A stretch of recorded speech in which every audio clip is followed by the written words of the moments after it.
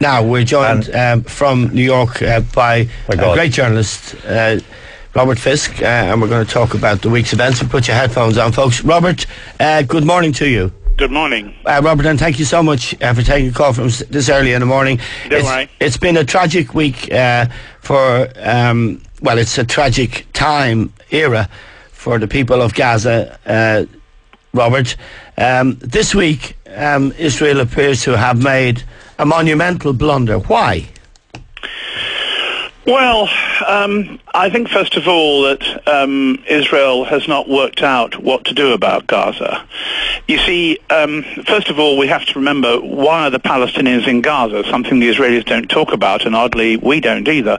They're there because their fathers or their grandfathers were driven out of homes in that part of Palestine that became Israel in 1948. In many cases, the Palestinians in Gaza come from the town of Ashdod, where in fact the Israelis are now taking the ships of the aid ships, although that is never mentioned. It's part of the sort of hidden history of the world, or that part of the world. I think what's happened is basically that the Israeli army behaved as they usually do, which is the same way as the Arab armies do, which is like a rabble. They started shooting against people who had no guns, of course. There were sticks, undoubtedly. We saw that bit of video, although, interestingly, the Israelis have confiscated, taken, stolen, call it what you like, all the video taken by other aid workers, activists, people with sticks or anything else. But it was obviously a terrible mistake to shoot 9 people dead. And we've got to realise this wasn't just a case of shooting back in desperation.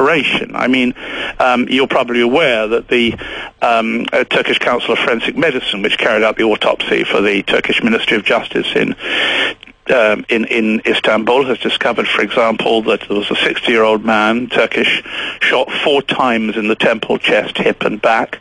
A 19-year-old shot 5 times from less than 45 centimetres in the face, in the back of the head, twice in the leg, once in the back. I mean, that was the kind of autopsies that came out of the Alt McGelvin Hospital on the 14 Catholics slaughtered by British paratroopers on Bloody Sunday. I mean, had we transferred this round, we'd all say, what on earth were the Israelis doing? Well, pretty much the same as the British paratroopers did, I guess. But clearly there is a difference between the Turkish, quote, activists, unquote, and, say, the Irish yesterday. That isn't really the point, though. The point is, why are the people of Gaza being starved in the way they are? The Israeli spokesman is saying that food is getting through, tons of medicine. That is not correct. UN figures show that is simply untrue. There is a vast wall around Gaza, fence around Gaza. The Egyptians keep up the siege. 1.5 million people held there, most of them, or almost all of them, unemployed, no industrial life left in Gaza. Something has to be done, but nothing is done. The Americans go along with it. Tony Blair, our meretricious peacemaker, goes along with it. And by and large, the European Union does. Of course, brave words are occasionally spoken. I was interested to see that David Cameron, the Tory Prime Minister, at least came out with a few harsh words, but basically we do nothing. And William Hague, Robert, took a notably tougher line than his predecessor. Didn't he? I was quite surprised at that, to be honest, but he did.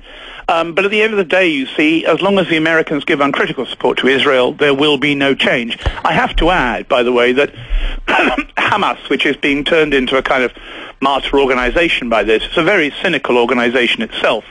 I was in Gaza a few weeks ago, and I went down one of the tunnels, for example, which bring in, food, fuel, donkeys, you name it. There's even a railway track, by the way, no doubt inspired by The Great Escape. And I discovered that Hamas is creaming off $350 million a year in taxes from the tunnels. So no wonder Hamas is not particularly keen to end the siege itself. No wonder it refused to accept the produce brought in by the Mavi Marmara. There's a very cynical side to this. Egyptian businessmen are making huge amounts of money. And the word in Cairo is that some of that is going to Israelis, which is basically used to influence the Israeli Air Force not to destroy the tunnels. It's a very dirty, cynical war in Gaza, and we should beware of becoming romantic about it. Robert, John Waters, one of our guests in the studio, would like to ask you a question. Yeah, fellow Dalkey resident. Good morning, John. Good morning, Robert. How are you? Kind of tired at this time of the morning. Go ahead. I just want to ask you, Robert, from the point of view of the West and what you think our position should be. It's a very difficult situation for us to kind of evaluate morally and politically. I mean, for example, you know, on the one hand, as you say, I mean, it's very hard to defend Israel in these situations because their responses are so extreme and so violent and vicious. On the other hand, Hamas is a fascistic organisation, you know, and there's a kind of a tendency, I think, in left society in the West to kind of automatically take the Hamas side by default because we have such a repugnance of Israel. I agree. Yeah. How would you say? Like, how are we from this distance to begin to kind of, you know, sift through the moral issues in this in order to see clearly how we should lend our support to whichever side we decide to support? Well, first of all, we shouldn't be supporting sides. We should be supporting people. We're talking about a humanitarian issue here, not a political issue. It's been politicized and will continue to be, courtesy partly of our colleagues, John. But I think the point here, you see, is that, first of all, the moral issue. No other people in the world could be treated in the way the Palestinians are, both in the West Bank, but particularly in Gaza, with such mute criticism and comment from the rest of the world. To no other people of the world could this outrageous siege of Gaza be carried out with such silence on the part of the great humanitarians of the world. So first of all, we have an issue there in that the reason, of course, why the Palestinians are not being supported in a humanitarian way is because the people who are besieging them are called Israelis, and we are all in hock to Israel for all kinds of political and moral reasons.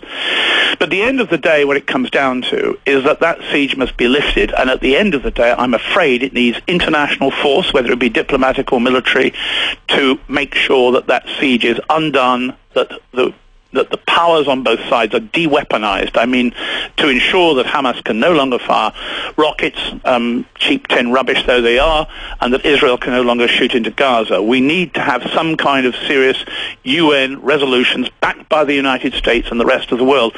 But I repeat, John, that is not going to happen for the reasons I explained just now. Robert, just before I allow a couple of my other guests